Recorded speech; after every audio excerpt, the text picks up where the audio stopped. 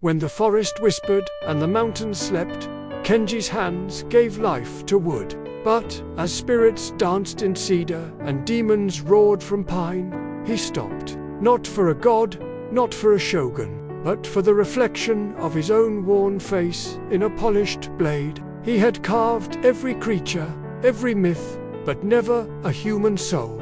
He whispered, "Can I capture what it means to be alive?" And he began to carve, not what he saw, but what he felt. Because the truest face is the one hidden within. When the village fell silent and the shadows grew long, a lone craftsman toiled, but as twilight deepened and the world held its breath, she came, not with a plea, but with a fortune. And in that moment, she knelt, not to the craftsman, not to the gods, but before a splintered block of wood, forgotten in the dust. She whispered, "Even the forgotten deserves a face," and vanished into the dusk, leaving the gold behind.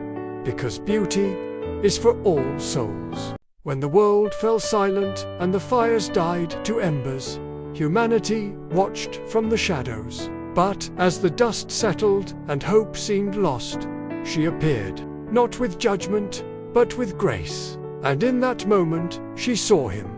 Not the warrior, not the survivor, but the broken man, clutching a shattered mask. She whispered, "Even the strongest soul needs healing," and offered her hand to lead him from the ruins.